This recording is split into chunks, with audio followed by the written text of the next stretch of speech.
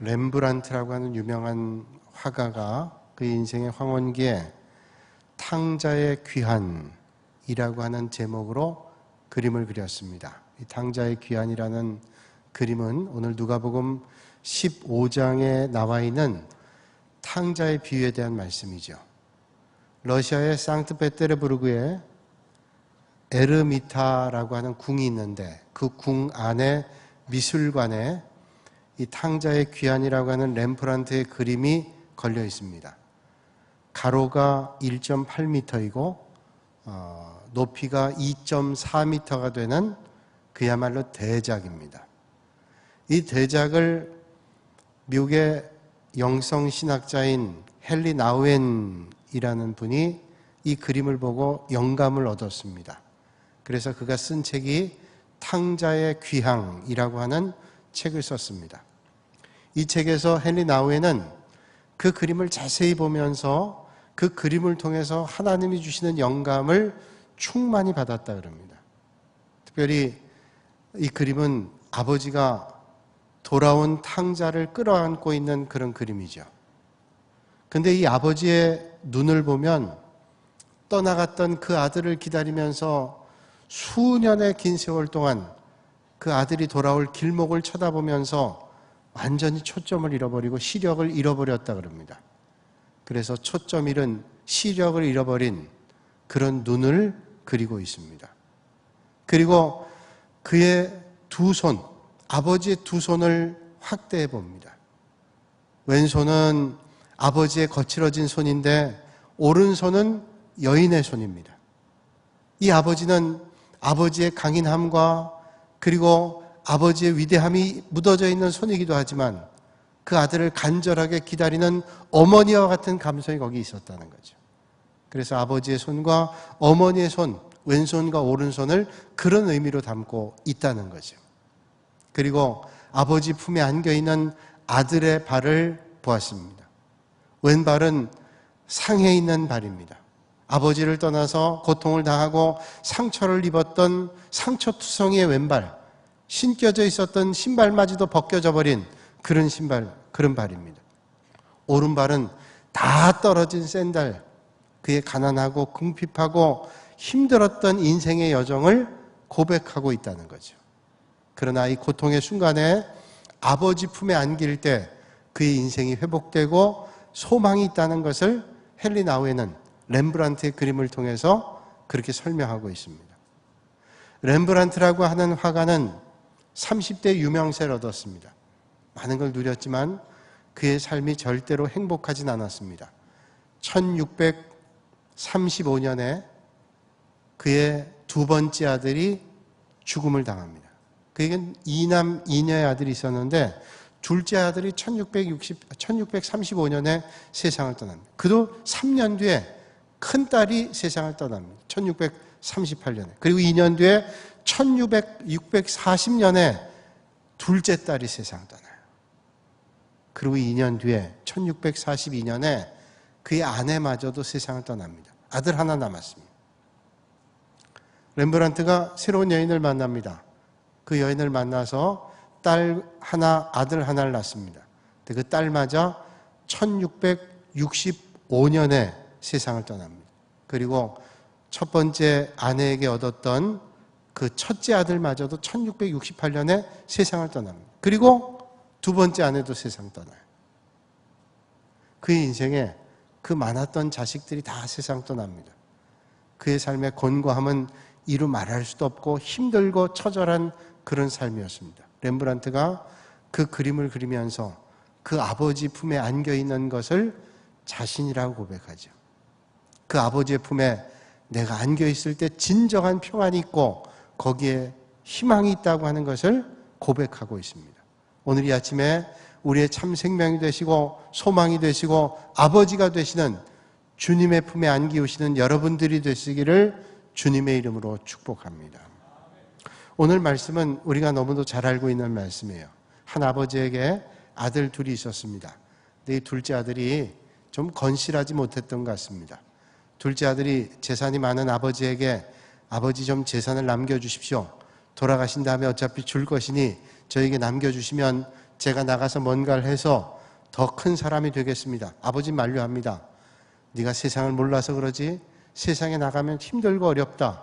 아직은 더 아버지와 함께 있자. 떠나보내고 싶지 않은 것이 아버지의 마음입니다. 세상 나가면 고생이야 라고 하는 말로 만류합니다만 어떻게 아들의 고집을 이길 수 있어요? 세상에 자식을 이기는 부모가 없는 것처럼 그 자식에게 재산을 나누어서 줍니다. 자식은 큰 재산을 가지고 세상으로 나갑니다. 천하를 얻은 것 같은 기쁨을 가지고 세상에 나갑니다. 뭔가를 해도 다 될 것 같은 마음을 가지고 세상을 나갑니다. 세상에 나가서 흥청망청 가진 돈을 씁니다. 있는 돈을 쓰니 그에게 몰려드는 사람도 있고 그리고 그에게 친구 되지 않은 사람도 있고 얼마나 많은 사람들이 모여있는지 모릅니다. 역시 하면서 자기의 인기를 누리는 것 같은 착각에 빠집니다. 그러나 매에는 장사가 없는 것처럼 있는 돈을 쓰는데 그 있는 돈들이 남아있을 수 있나요? 어느덧 가지고 있던 물질들이 다 사라지게 됐습니다. 사라질 뿐만 아니라 이제는 당장 먹어야 될 음식을 구할 만한 형편도 되지 않습니다. 옷은 다 떨어져 가고 먹을 수 있는 형편 되지 못하고 남루한 인생으로 이것저것 기울여 보지만 그 인생의 바닥을 치고 있습니다. 흥청망청 살 때는 많은 친구가 있고 많은 사람들이 따라오는 것 같았지만 물질이 떠나니까 사람이 떠납니다. 사람들이 등을 돌립니다.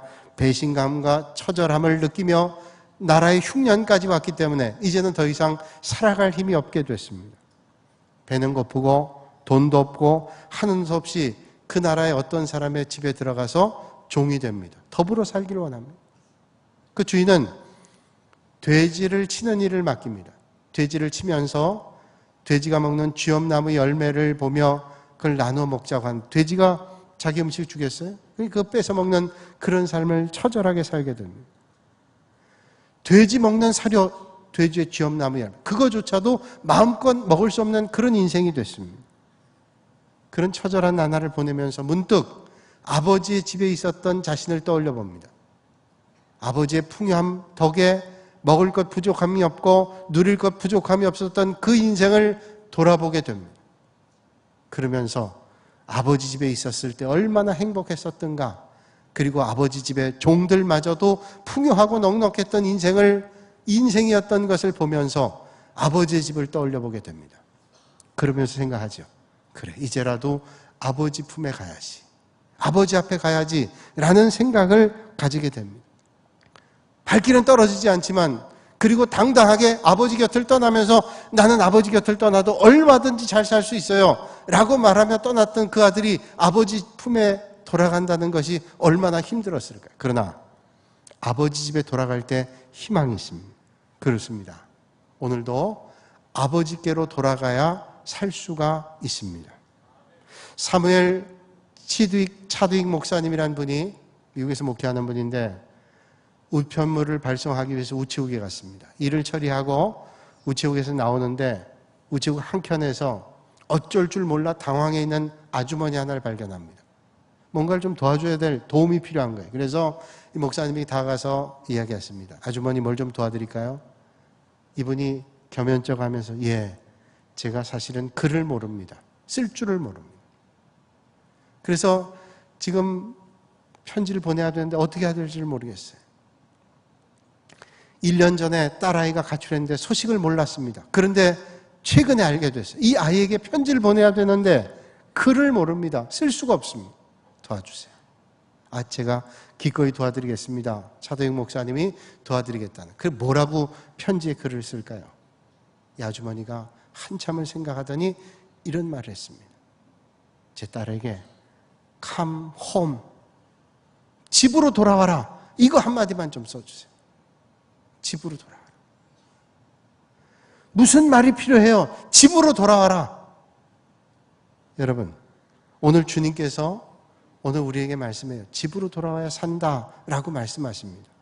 아버지 없는 세상이 좋은 것 같아도 불행한 것입니다. 아버지를 떠난 넓은 세상으로 나가면 모든 기쁨과 즐거움이 쏟아지는 것 같아도 아버지 없는 세상은 형편없는 두려움과 고통의 순간입니다. 좋은 경험을 하고 많은 걸 누리고 세상에 아버지 없는 것이 기쁨과 평안이 가득하고 마음껏 내 마음대로 할 수 있을 것 같은 그런 인생이라고 생각했지만 아버지가 없으면 안 됩니다. 아버지가 있는 곳으로 가야 됩니다. 아버지 없는 곳에 그가 살 때는 돼지의 쥐엄나무 열매조차도 먹을 수 없는 그런 삶이었습니다. 그러나 아버지 곁에는 풍요함이 있고 아버지 곁에는 기쁨과 감사가 있는 거예요. 여러분, 이 세상의 가장 큰 불행이 뭘까요? 죄 가운데 살아가는 것도 불행일 수 있죠. 육신의 질병 가운데 살아가는 것도 불행일 수 있습니다. 많은 사람들이 누리고 살지만 나는 다른 사람처럼 누리지 못하는 것 불행할 수 있어요. 그런데 여러분, 그게 불행인 줄 아십니까? 정말로 불행은 아버지를 떠나 살아가는 것이 정말로 큰 불행이에요. 아버지를 떠나 사는 인생은 정말로 불행한 것입니다. 아버지를 떠나는 게 가장 큰 불행이요, 가장 큰 죄요, 가장 큰 저주인 것입니다. 그리고 어떤 문제가 있다 할지라도 아버지 앞에 가면 해결할 수 있습니다. 오늘 세상에 얼마나 많은 문제가 있어요? 육신의 질병의 문제, 삶의 곤고의 문제, 우울의 문제, 가난의 문제, 질병의 문제, 많은 문제가 있습니다. 그러나 여러분, 정말로 큰 문제는 하나님을 떠나는 거예요. 주님 앞에 갈 때 그 문제가 해결되는 줄로 믿으시길 바랍니다. 우리는 어떻게 해야 될까요? 이 세상에 만나는 많은 문제, 염려, 근심, 걱정 어떻게 해결할 수 있어요? 여러분, 나라도 가난을 해결 못한다 그러잖아요. 육신의 질병도 아무리 세상의 명의도 해결 못합니다. 여러분, 해결할 수 없는 문제 많은 세상에 우리는 어떤 삶을 살아야 될 수 있을까요? 술만 마시면 시가 잘 써진다는 당나라의 이백이라고 하는 시인이 있습니다. 이백이라는 시인이 이런 시를 읊었습니다. 도단수수 경유, 겁의 소수 수경수, 이런 시를 읊었습니다. 이 시는 칼을 들어 흐르는 물을 내리쳐도 그 흐르는 물을 막을 수 없어요. 자를 수 없습니다. 여러분, 물이 흐를 때 아무리 날카로운 칼을 내리쳐도 그 물을 끊을 수 없습니다. 흐르는 물은 계속 흐릅니다. 잔을 들어 술을 마시며 아무리 걱정을 씻으려 한다 할지라도 그 술로 걱정을 끊을 수 있나요? 그겁니다. 흐르는 물을 칼로 끊을 수 없는 것처럼 아무리 우리가 걱정을 끊으려 한다 할지라도 그 술로는 절대로 걱정을 끊을 수 없다. 세상에 있는 많은 사람들이 끊고 싶죠. 걱정과 염려, 자기가 해결할 수 없습니다. 그래서 잊겠다고 술을 먹지만 그 술을 먹는다고 걱정과 염려를 끊을 수 없지요. 오직 주님께 나아가야 됩니다. 하나님 앞에 나갈 때 하나님이 주시는 은혜를 통해 우리는 그 모든 염려들을 주께 맡김으로 해결되는 역사가 있는 줄로 믿습니다. 줄리라고 하는 어린아이가 있는데 이 줄리는 어린아이인데도 걱정이 많아요. 학교 가도 걱정, 집에 가도 걱정, 아이들이랑 놀면서 걱정, 어머니 말 들으면서 걱정이 많아요. 걱정이 많으면 병이 옵니다. 육신의 병이 왔어요. 그래서 학교도 못 가게 됐습니다. 집에 늘 있다 보니까 치료합니다. 하루는 다락방에 올라갔습니다. 다락방에는 잡동사니가 많아요. 잡동사를 뒤지다가 나무로 만든 인형 모빌을 봤어요. 그래서 그걸 침대 머리 위에 걸어놓고 걱정이 생길 때마다 종이에 걱정거리를 써서 나무 인형에다 붙여놨습니다. 그리고 걱정이 생길 때마다 나무 인형 붙여놨어요. 그리고 내 걱정 아니야. 이건 너희들이 책임져. 그리고 갖다 붙였습니다. 근데 이상하게 그런 일을 할 때마다 마음속에 걱정이 줄어드는 걸 느꼈어요. 그래서 적어서 붙이고 그러면서 걱정이 해결됩니다. 호주와 유럽의 각종 어린이 문학상을 휩쓸었던 걱정을 걸어두는 나무 이야기라는 글입니다. 걱정을 걸어두는 나무 이야기. 여러분, 우리 믿음의 성도들에게도 걱정과 염려가 있으면 어떻게 해야 될까요? 십자가 나무에 십자가 보혈의 은혜 앞에 모든 염려와 근심을 걸어두셔서 하나님의 은혜로 해결받는 여러분들이 되시기를 바랍니다. 주님 말씀하시죠. 너희 염려를 다 주께 맡기라. 이는 그가 너희를 돌보심이라. 염려를 주님께 맡기래요. 하나님께서 우리를 돌보신다고 주님은 말씀하고 있습니다. 여러분, 오늘도 이 아침에 아버지께로 돌아가셔서 아버지를 찾으셔서 아버지 계신 곳에 주님의 끌어안으심을 만나셔서 여러분의 문제가 해결되시기를 주님의 이름으로 축원합니다. 여러분, 겉모양이 아무리 아름답고 근사하다 할지라도 하나님을 떠나 있는 인생은 영적으로는 뭐예요? 돼지의 쥐엄 열매, 나무 열매조차도 먹지 못하는 그런 인생. 겉모양이 근사하고 그리고 아무리 화려한 삶을 살고 많은 걸 누리고 살아도요, 영적으로 갈급한 인생은 돼지의 쥐엄나무 열매조차도 먹지 못하는 비참한 삶을 살아가는 인생과 똑같습니다. 생각해보면 인생의 모든 문제가 영적인 문제. 어떤 사람은 내가 이것도 없고 저것도 없고, 따지고 보면 돈이 없어요. 돈 문제가 해결되면 그 인생이 행복해질까요? 여러분, 생각해보니까 물질의 문제가 해결되면 상당히 많은 것들이 해결될 거라고 생각하는데, 여러분, 세상에 많은 부자들이 진정한 행복과 평강 가운데 살아가던가요? 전 서울에서 목회할 때 대단한 부자 집에 한번 신방 간 적이 있습니다. 집사님 가정인데, 이 집사님 집에는 에스컬레이터가 있어요. 여러분 가정에 에스컬레이터 있는 집, 혹시 엘리베이터 있는 집 없죠? 옛날에 청남대에 갔더니 김대중 대통령 당시에 다리가 불편해서 1층에서 2층 올라갈 때 엘리베이터를 이용하기 위해서 만들었답니다. 다리가 불편하니까 계단 올라가기가 쉽지 않으니까. 그건 봤는데 에스컬레이터 있는 집은 제가 처음 가봤어요. 1층에서 2층 에스컬레이터, 2층에서 3층 에스컬레이터. 그 집에 어머니가 계신데 몸이 불편해서 올라다니기가 쉽게 그렇게 만들었대. 그러니까 뭐 큰 부자. 그 예배를 드리고 난 다음에 여쭤봤어요. 집사님은 웬만해선 부러운 게 없겠어요? 혹시 부러운 사람 있습니까? 여쭤봤어요. 그랬더니 그분이 지체하지 않고 말씀하시기를 우리 집 운전기사가 제일 부럽답니다. 아니, 운전기사, 그 집에 운전기사, 월급 주는 운전기사 하면 어떻다는 게 아니라 월급을 받고 사는 그 운전기사가 제일 부러워요? 왜 그렇습니까? 그랬더니 그 운전기사 우리 집에 같이 있는데 밥 먹는 걸 보면 얼마나 잘 먹는지 그 먹는 모습을 보면 너무 부럽대요. 자기와 자기 아내는 사업을 하면서 너무 걱정과 근심이 많아서 위를 다 버려가지고 죽밖에 못 먹는답니다. 근데 그 기사는 다 먹는데 너무 부럽대요. 여러분, 물질이 우리 인생의 평강과 평안을 줄 수 없다는 거예요. 건강이 제일이지 건강이 인생에 평안 주나요? 건강했던 사람이 염려를 해결하지 못해서 죽는 사람이 얼마나 많아요.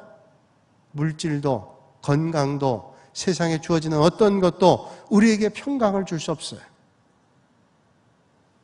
여러분, 오늘 주님께로 가야 돼요. 아버지께로 갈 때 하나님께서 은혜를 만들어주시고 오늘도 하나님의 역사 가운데 우리를 풍성케 하시는 주님의 역사가 있게 되는 줄로 믿습니다. 그 주님 앞에 가야 돼요. 하나님 아버지 앞에 가야 됩니다. 이 세상에 많은 사람들이 먹는 문제, 물질의 문제가 중요하다고 생각해요. 그럼 주님께서 말씀하실 거예요. 너희는 먼저 나에게 와라. 그래서 물질을 구해라. 그런데 주님 말씀하시잖아요. 먼저 하나님의 나라와 하나님의 의를 구하라 그러지 물질을 구하라고 건강을 구하라고 말씀하지 않습니다. 먼저 하나님의 나라와 하나님의 의를 구하라. 그러면 너희들이 근심했던 물질과 너희들이 근심했던 세상의 염려들을 더불어 해결해 주신다고 주님은 말씀하잖아요. 신명기 8장 3절에 사람이 떡으로만 사는 게 아니라 하나님의 말씀으로 산다고 신명기에 말씀하고 마태복음에 또 말씀하세요. 사람은 떡으로만 살 수 없다는 겁니다. 하나님의 말씀으로. 그러니 하나님 앞으로, 하나님 말씀 앞으로 가셔서 하나님의 은혜를 만나시는 여러분들이 되시기를 주님의 이름으로 축복합니다. 아버지 품을 떠난 둘째 아들은 허랑방탕한 그런 아들이었습니다. 물려받은 재산을 다 타양하고 다 탕진하고 이제는 더 이상 살아갈 수 없는 그런 인생을 살았습니다. 아무것도 가진 거 없고 이제는 모든 걸 다 잃어버리고 알거지가 됐습니다. 알거지. 인생의 바닥을 쳤어요. 가지고 있을 땐 많은 사람이 따르고 칭찬도 하고 높여도 주고 했는데 다 잃어버리니까 이제는 돼지치는 돼지의 쥐엄나무 열매를 먹는 바닥 인생이 됐어요.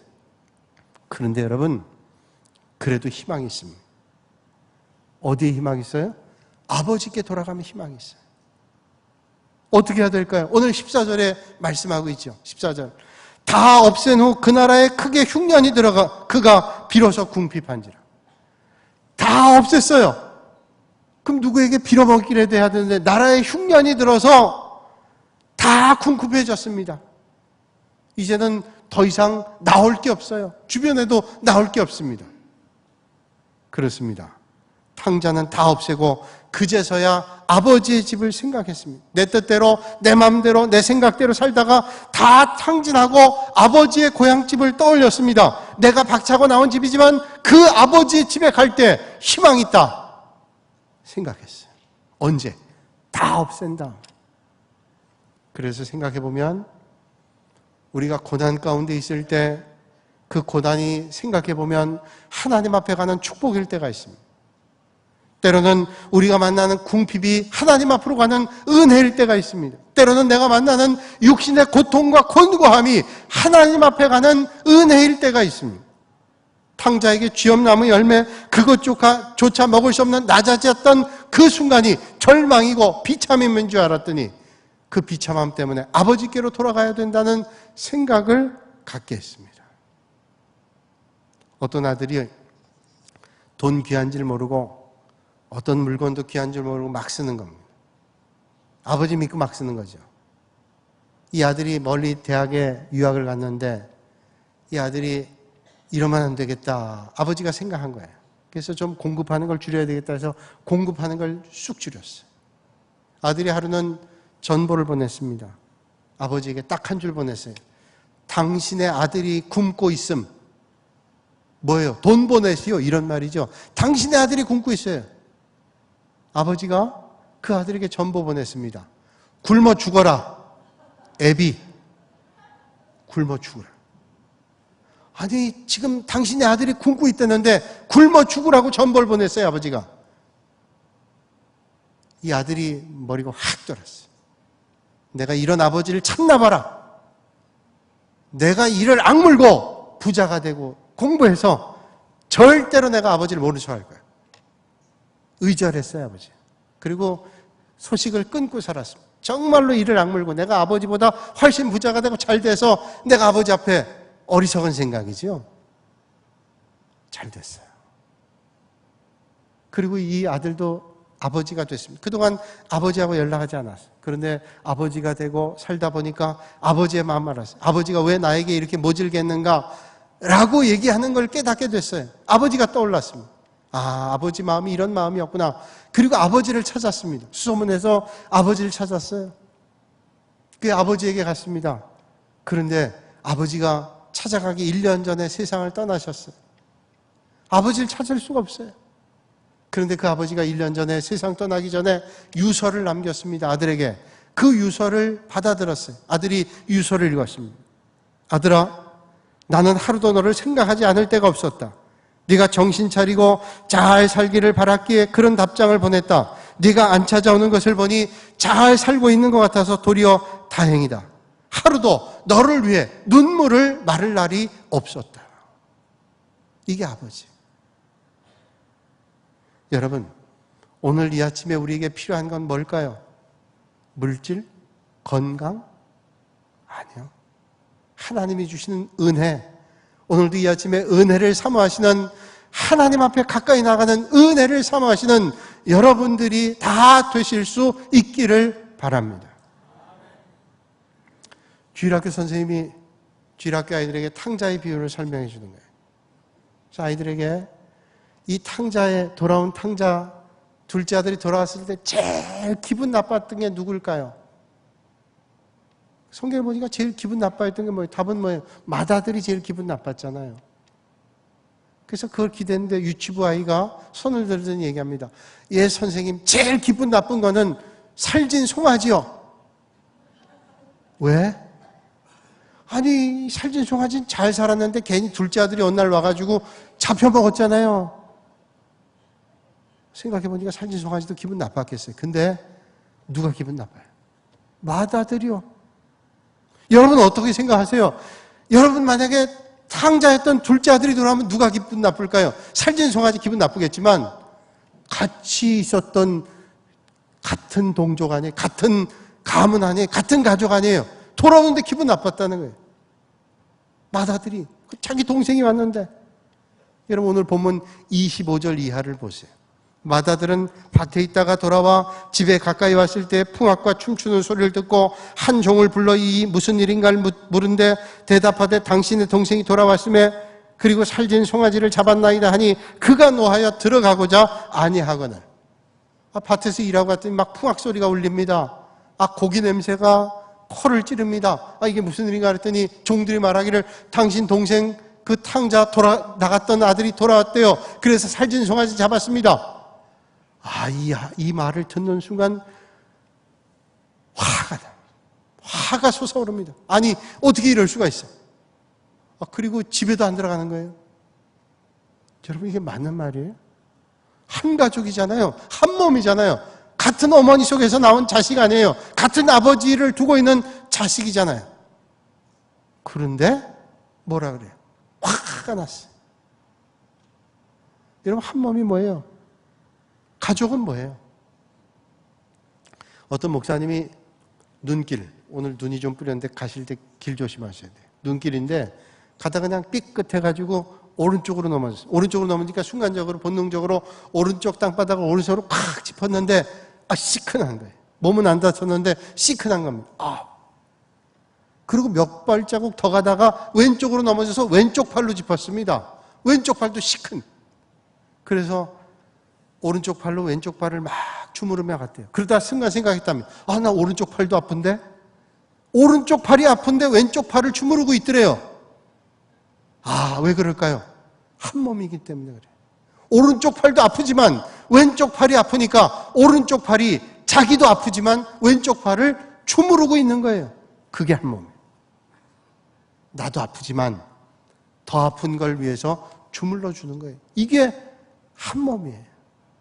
여러분 한 가족이 말로만 우리가 한 가족입니다. 이게 한 가족이에요. 한 몸은 아픈 사람을 그 아픈 것을 나도 아프지만 만져주는 거 이게 한 가족이에요. 그러니까 이 맏아들은 둘째 동생이 자기 가족이 아니었어요. 그런 마음이 없었기 때문에 화가 난 거예요. 여러분 본문 24절 말씀 보면 24절에 어떻게 말씀해요? 아버지가 돌아오니까 둘째 아들을 맞으면서 얼마나 기뻐합니까? 거기 성경은 말하기를 내가 잃었다가 다시 얻어놓으라 하니 그들이 즐거워하더라. 아버지가 막 즐거워하는데 그들이 또 즐거워했대. 그들은 누굽니까? 그 집의 종들이에요. 남입니다. 남. 그들이 즐거워했어요. 그런데 동생이 살아왔다는데 형은 분노가 치밀었어요. 왜 분노했을까요? 맏아들은 성질이 못돼 먹은 사람일까요? 맏아들은 근본적으로 잘못된 인생일까요? 성경을 보니까 맏아들이 못된 사람이라고 말하지 않아요. 맏아들은 성실한 사람이었습니다. 근면한 사람이었어요. 오늘 성경 보니까 25절 시작할 때 이 맏아들이 어디 있다 들어왔습니까? 밭에 나가서 일하다가 돌아왔어요. 아버지 밑에서 아무 말 안 하고 열심히 일했던 아들 아니에요.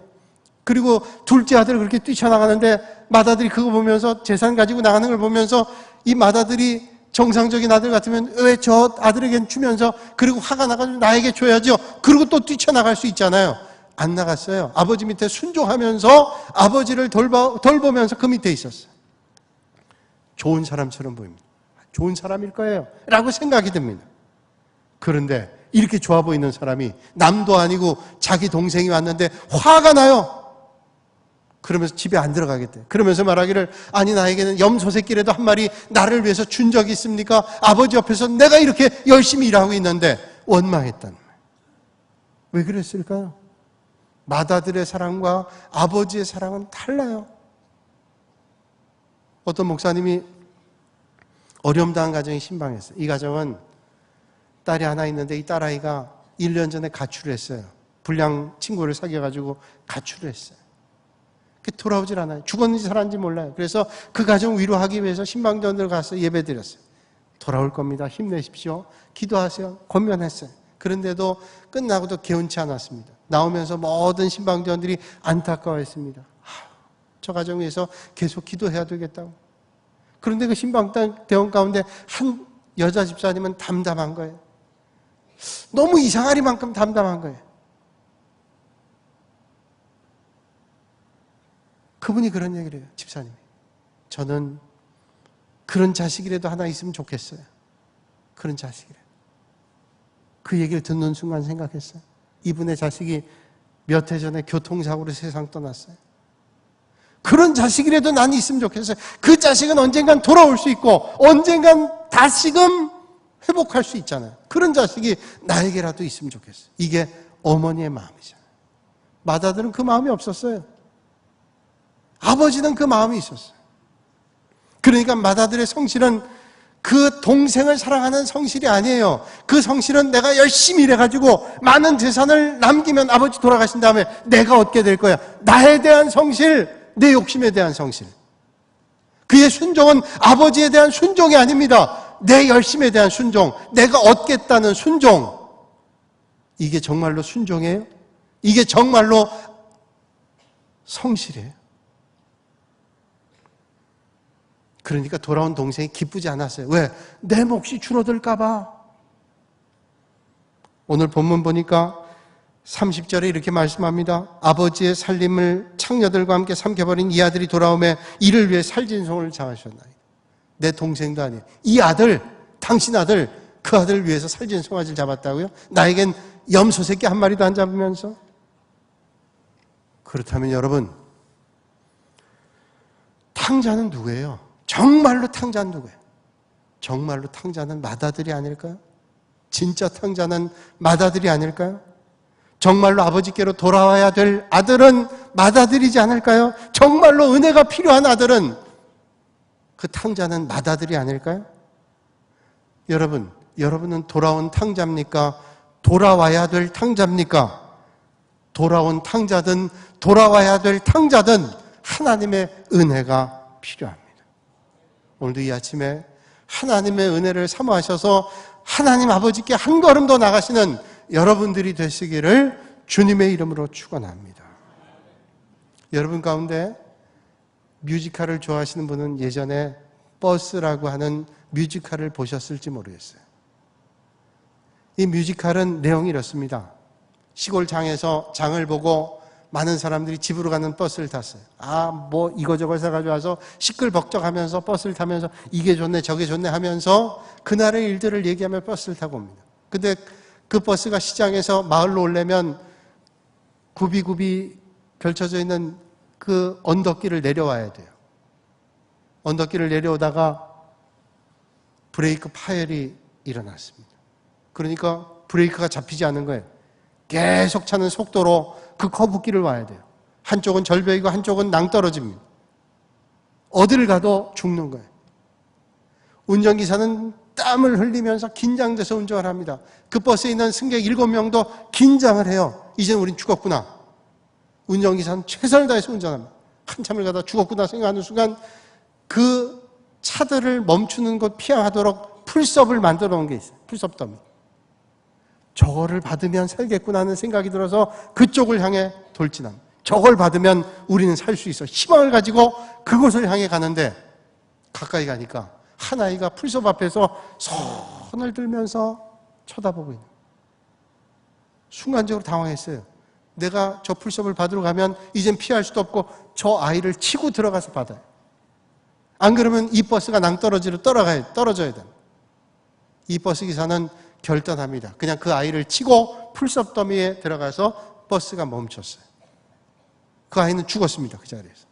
버스에 타고 있는 승객 7명과 이 기사는 밖에 나갔어요. 승객들은 그 아이에 대한 미안한 마음을 가지고 안타까운 마음을 가지고 쳐다봤어요. 그런데 운전기사는 그 아이를 붙잡고 처절하게 눈물을 흘리고 통곡을 하고 있습니다. 알고 보니까 그 죽은 아이가 이 운전기사의 아들이었어요.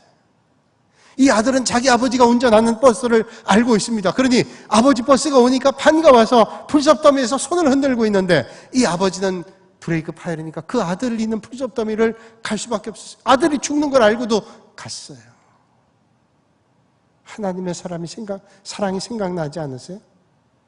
하나님께서 사랑하는 아들을 죽이셔야 우리가 살기 때문에 이 땅에 보내 죽게 하셨어요. 오늘 이 버스 얘기는 스위스에서 있었던 실제 이야기를 뮤지컬로 만든 겁니다. 그 뮤지컬 포스터에 이런 글이 써 있습니다. 나의 생명은 다른 사람의 죽음 때문이다. 내 생명은 다른 사람의 죽음이 있었기 때문에 내 생명이다. 그건 누구예요? 예수 그리스도예요. 이 연극의 마지막에 이런 노래를 부릅니다. 누군가 사랑했기에, 누군가가 희생했기에 이제 우리는 새로운 삶을 살게 됐습니다. 누군가 희생했기에, 누군가 죽었기에 우리는 새로운 삶을 살게 됐어요. 우리는 대림절 세 번째 주일을 맞이하고 있습니다. 대림절은 예수님께서 이 땅에 오셔서 우리를 구원하시기 위해서 이 땅에 오신 날입니다. 그 날을 기다리는 절기가 대림절이에요. 이 세상에 태어나면서 누구를 위해서 죽겠다고 태어나는 인생이 어디 있겠어요. 그러나 하나님께서, 하나님이신 그 아들을 우리를 위해서 죽게 보내신 날이 이 날이에요. 오늘 이 날에 돌아온 탕자든 돌아올 탕자든 주님 앞에 가까이 나갈 때 거기에 희망이 있고 거기에 진정한 은혜가 있는 줄로 믿습니다. 오늘 이 아침에 하나님 아버지께로 돌아가세요. 주님 기다리고 계십니다. 그 결단의 시간이 되시길 바랍니다. 평생 그 기회를 놓치면 돌아오지 않습니다. 오늘도 그 주님 앞에 한 걸음 더 나가 하나님을 만나시는 여러분들이 되시기를 주님의 이름으로 축원합니다. 거룩하신 아버지 하나님, 오늘도 이 아침에 주님 전으로 저희를 불러주시고 대림절에 우리를 위해 이 땅에 오신 예수 그리스도를 다시 한번 깨닫게 하시고 그 하나님의 사랑 앞으로 한 걸음 더 나가는 믿음의 성도들 다 되게 하여 주시옵소서. 예수님의 이름으로 기도하옵나이다. 아멘.